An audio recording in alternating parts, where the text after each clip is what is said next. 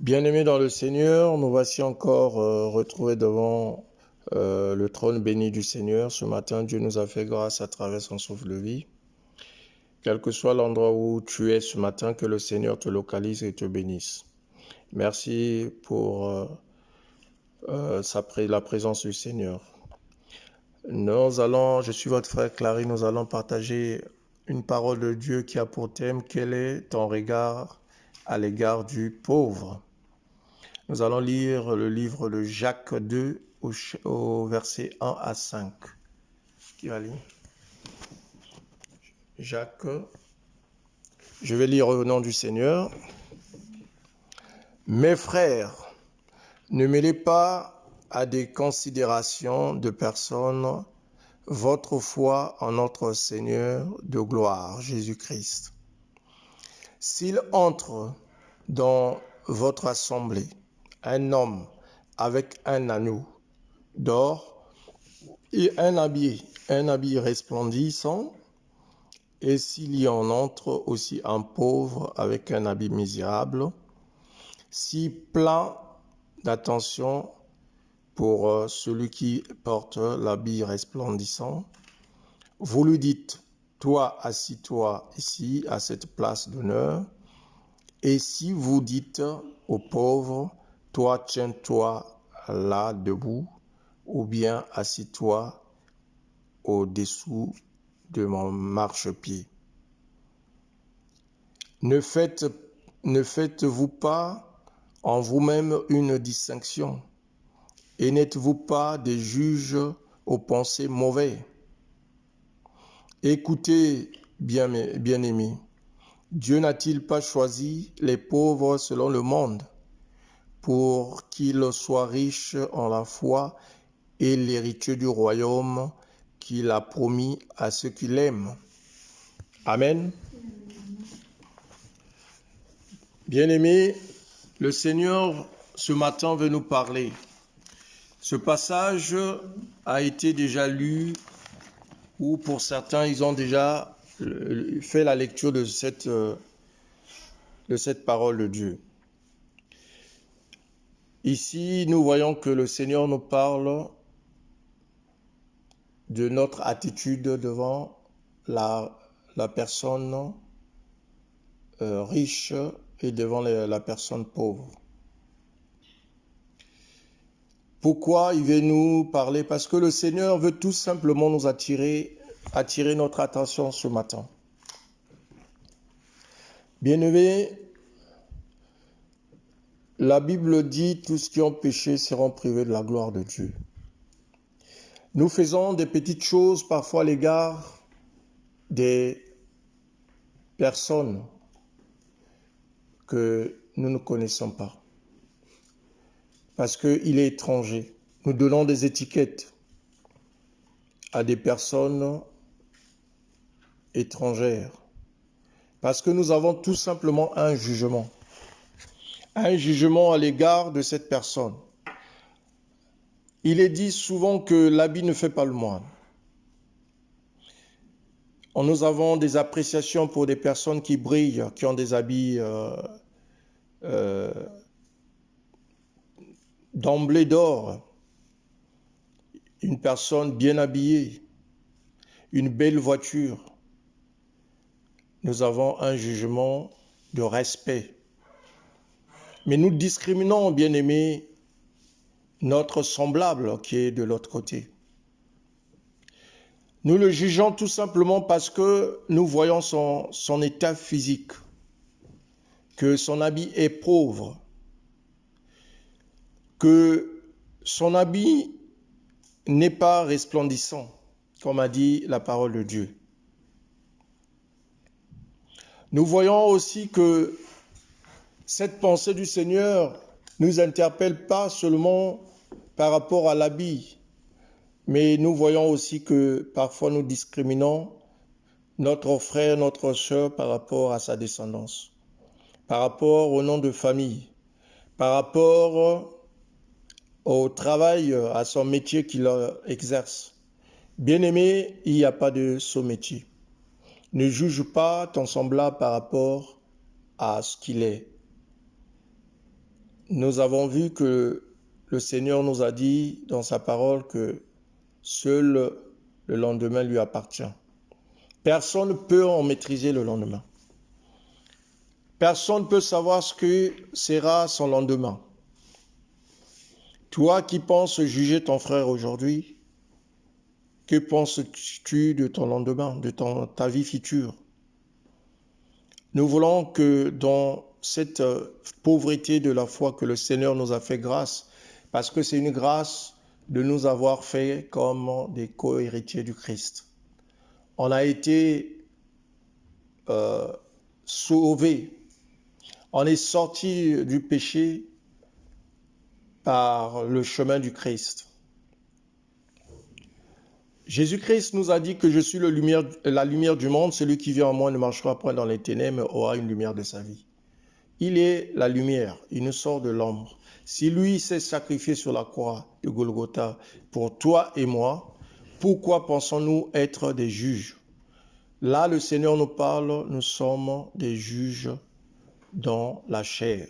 Nous jugeons dans le péché. Ce n'est pas à nous de juger, c'est Dieu qui devrait nous juger à travers notre façon d'être, nos actes. Bien-aimé, lui-même, il a fait venir en lui des enfants, des plus petits. Les plus petits ici, c'est l'humilité. Il nous pousse à l'humilité. Aime ton prochain, quel que soit son rang, quelle que soit sa situation. C'est pas parce que quelqu'un est dans la pauvreté, il faut la minimiser. C'est pas parce que une personne est dans une situation difficile, il faut la discriminer. Aidons ceux qui sont aussi dans la souffrance, ceux qui se sentent plus démunis. On peut aussi, chacun de nous peut être le pasteur de l'autre, une passerelle aussi pour l'autre, un bon samaritain pour l'autre, comme dit la parole de Dieu. Ne jugeons point. De ton rang, tu peux aussi faire quelque chose dans ton lieu de travail. Ça ne sert pas de minimiser quelqu'un parce qu'il est mal habillé, voilà. Nous avons vu beaucoup de situations. On ne veut pas quelqu'un est en train de marcher dans ta voiture parce que cette personne-là a des habits sales. Tu ne souhaites pas prendre la personne, lui rendre service, tout simplement parce que tu te dis que cette personne va salir ta voiture. Bien aimé, la voiture, ça se nettoie. Pense à faire du bien, le Seigneur te récompensera. Chaque chose que nous faisons dans la vie, le Seigneur nous regarde. Il est omniprésent. Il est partout en même temps, il nous regarde. Il est l'alpha, l'oméga. Lui qui nous a créés, il nous connaît depuis les entrailles de nos mères. Bien-aimés, considérons l'autre personne dans la foi selon Jésus-Christ et non selon la chair. Selon Jésus-Christ, c'est que nous sommes frères, quel que soit le rang, comme je disais, ou la tribu, quelle que soit la tribu qu'on a donnée à telle ou telle personne. Nous jugeons parfois certaines personnes parce qu'il est de confession juive, il est de confession musulmane, il est de confession chrétienne, ainsi de suite. Nous jugeons aussi parce que telle ou telle personne est de telle origine, de telle... Voilà, bien aimé, il faut que nous sortions de cette vision qui nous bloquera devant le jugement du Seigneur. Restons dans l'humilité et restons dans la compassion de l'autre. Soyons ceux qui sont aussi au service de Dieu, c'est-à-dire accompagnons aussi ceux qui sont faibles dans la foi, ceux qui sont aussi dans des situations difficiles. J'ai déjà une fois évoqué nos frères et sœurs qui sont dans l'église. Les pauvres ne sont pas que dans nos quartiers, dans nos rues ou dans des villes ou villages.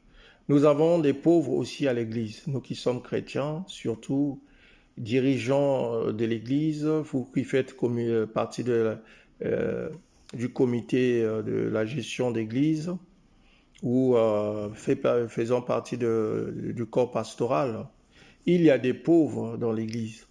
Certains sont jugés, discriminés parce qu'ils ne donnent pas leur dîme, ils ne donnent pas leur offrande. Ils sont ciblés, ils ont des problèmes, ils ne sont pas assistés parce qu'ils ne sont pas peut-être actifs à l'Église.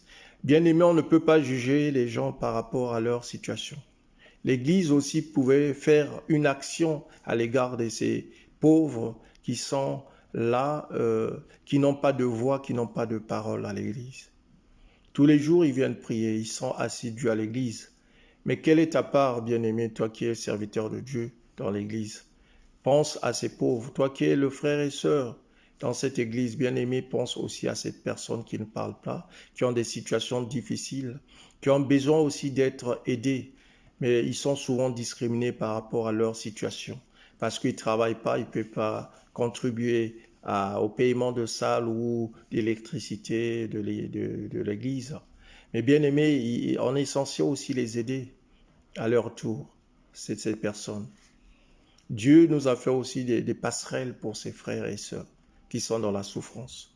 Certains ont besoin d'une prière, parfois ils n'ont pas la prière, même de l'homme de Dieu ou de servante de Dieu, ou de chante, peu importe, d'évangéliste ou peu importe le rang. Pensons à ces pauvres-là, bien-aimés. Ne les jugeons pas. Aidons-les à les sortir. Quel est vraiment ton regard à l'égard du pauvre qui se situe à côté de chez toi? Ton voisin à toi, parfois, a des soucis. Ton voisin de classe, toi qui vas à l'école. Ton voisin d'université, ton voisin de travail. Ton voisin à l'église ou ta voisine, peu importe.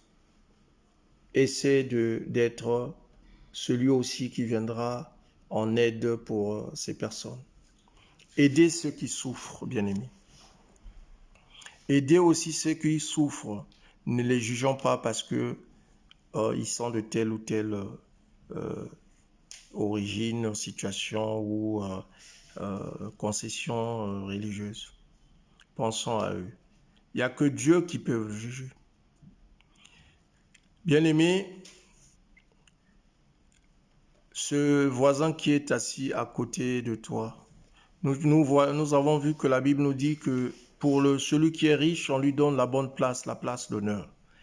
Et sur le pauvre, on lui dit, assis-toi là. Donc, parfois, on l'envoie ailleurs. Nous avons vu, et je l'ai toutefois dénoncé, c'était des situations où dans une église, il fait très très chaud, on est en plein été, il y a la chaleur, où ces personnes-là ne sont pas nourries, ou enfin, ils n'ont pu avoir une bouteille d'eau. Alors, ceux qui sont riches, peut-être, ou sont jugés positivement à l'église, ça peut être les invités d'honneur. Ils sont dans des places, des fauteuils réservés avec du jus en pleine culte, de l'eau, des bouteilles d'eau, alors que certains ils sont en train de demander, ils sont assoiffés, ils ont soif d'avoir un verre d'eau.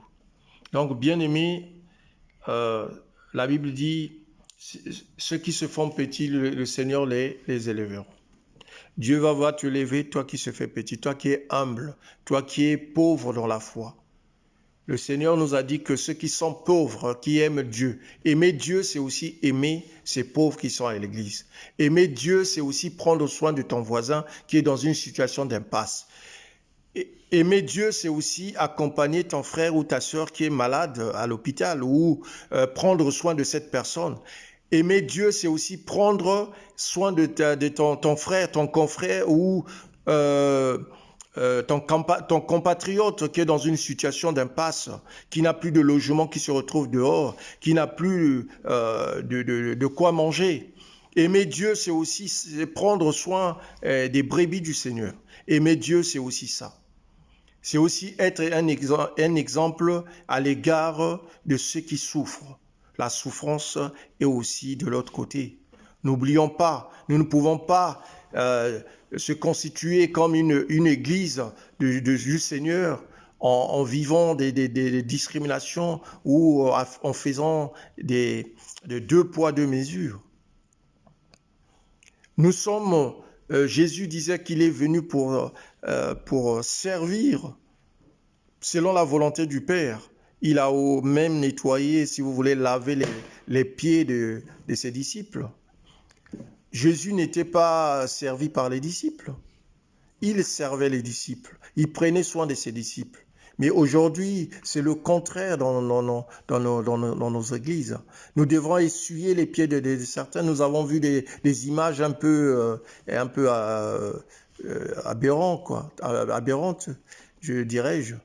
Où j'ai vu un homme de Dieu qui sort dans sa voiture, un gros 4x4, et les serviteurs devraient s'allonger et lui devait marcher sur les dos des serviteurs. Oh, quelle abomination! Bien-aimés, tout ce qui se dit élevé, le Seigneur vous rabaissera. Donc, prenons soin des brebis du Seigneur. Prends soin de des pauvres. Hein? Prends soin de celui qui est en train de souffrir devant tes yeux. Si tu as un bout de pain, partage avec ton frère aussi qui en a besoin. Bien-aimé, il faut aussi prendre soin de ton prochain. Le prochain, c'est celui qui peut être aussi un ange. Nombreux n'ont pas su qu'ils ont logé un ange chez eux, sans le savoir. Celui que tu es en train de malmener, de maltraiter aujourd'hui, il se pourrait que c'est un envoyé de Dieu, un ange de Dieu. Prenons soin de nos frères, prenons soin de ceux qui souffrent, quel que soit l'endroit, dans les églises, dans nos lieux respectifs d'habitation, dans nos lieux de travail, pendant tes voyages. Si tu peux, par la mesure du possible, tu peux aider aussi ceux qui souffrent. Ça peut être les pauvres, les orphelins, ceux qui sont dans les rues, bien aimés. Il n'y a pas de limitation sur ça. Mais tu peux aider en fonction de ce que le Seigneur a mis dans ton cœur. Parce que nous sommes, bien aimés, au temps de la grâce. Au temps de la grâce, le Seigneur nous a dit, nous devons donner à Dieu selon ce que l'Esprit t'a disposé. Donc, aider aussi ce Dieu, c'est comme je disais tantôt, c'est aider ces pauvres. Aider Dieu, c'est aider celui qui souffre devant toi, celui qui est malade devant toi, celui qui est dans une situation difficile, celui qui vient toquer sur ta porte pour telle ou telle situation. C'est aussi aider Dieu. Dieu te récompensera de cette action ou des actions que tu mèneras à l'égard de ces pauvres. Ne murmurons pas sur la situation. Souvent, les problèmes des autres deviennent nos sujets de commérage, le sujet de dispute. Hein, nous discutons sur tel ou tel sujet parce que la personne a une situation d'impasse, une situation de souffrance.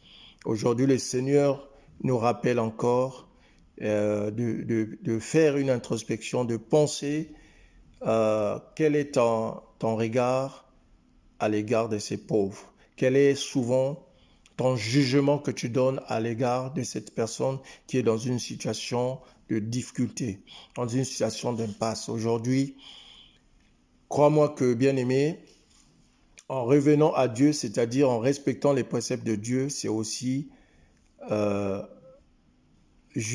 pas juger ces personnes. Toutefois, nous jugeons ces personnes, nous péchons. Parfois, on se demande pourquoi nos prières ne sont pas exaucées.